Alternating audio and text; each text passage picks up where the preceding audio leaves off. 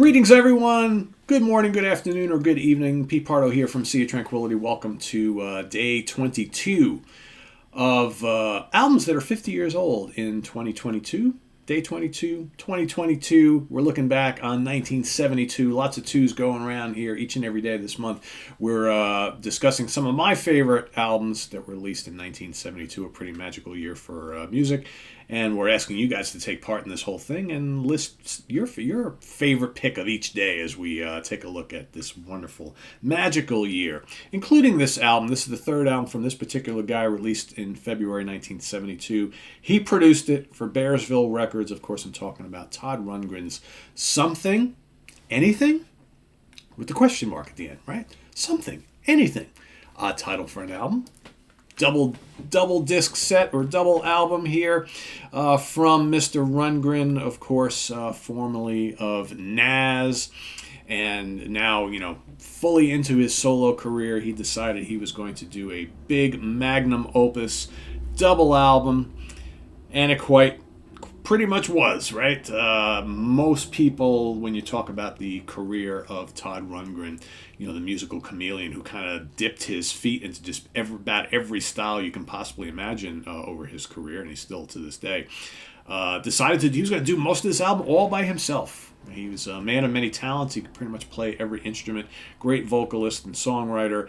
So for the most part, this entire album is all him. However, he does have on a couple of tracks, I believe on side 4 of the original album, he's got folks like, Rick Derringer and Mark Klingman from the Utopia band, Rick Valenti, Randy Reed, got who else of Michael and Randy Brecker, the Brecker brothers, Stu Woods, Billy Mundy, all sorts of other guys. I mean, there's plenty of other dudes who appear on here, on saxophone and bass and drums and piano and keyboards and things like that. But for the most part, this entire album is just Todd. Todd doing the whole something, anything. And you got a mix of great ballads, good pop, some kind of weird stuff, and some hard rock tunes, right? So you got I Saw the Light, which is a dynamite pop rock song. What a hook. Love the slide guitar on that. It's just, man, what a chorus. Just an amazing song. He's got a few of them on this album, right? It wouldn't have made any difference. Another really memorable pop rock song. You've got tracks like Black Mariah, which is a big, heavy hard rocker.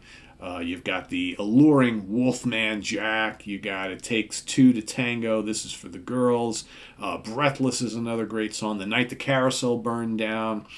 Have a Song of the Viking. Great track.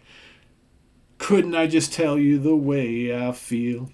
Another great song. Great guitar riff on that, but it's at its core, it's just a great pop song. But it's a rocker. It's definitely a rocker. You got Torch Song and Little Red Lights. You've got the enchanting Hello, It's Me, which was the big, huge hit from the album. Another great pop song. Some Folks is Even Whiter Than Me, You Left Me Sore, and Slut. I mean, God, I could go on and on here. All sorts of really good stuff on this album. And it's just, for a double album, it actually moves pretty quickly through. That's the one thing. Each side, I think, side 1 or side A, 20 minutes long. Side 2 or side B is 23 minutes. Side 3, and each side is titled something different. So the first side, A Bouquet of Ear-Catching Melodies. Side 2 is the cerebral side. Side 3 is The Kid Gets Heavy. Okay. Side 4 is Baby Needs a New Pair of Snakeskin Boots, a pop operetta. Right, and that's about 25. That's the longest one at 25 and change. So a little bit of everything from Todd, and he kind of bunches songs in certain stylistic little compartments on this album, which is pretty interesting, right, when you think about it. Not many bands or artists were doing that sort of thing back in the day. But a really cool album. One of his best for sure. I may favor just by a little A Wizard, a True Star when you look at kind of like his classic output, but this is, it's up there. If it's not 2, some days it could be number 1. It's just a work of genius. And, only went gold back in the day. I think this might be one of those records that for some people, maybe the general buying public, probably could have been a tighter single album. I think for those of us who know, you can't take anything off this album, and we love this album the way it is.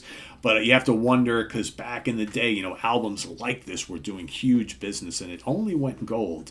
Rundgren was never a huge seller, but he did have plenty of albums that charted nicely and had hits.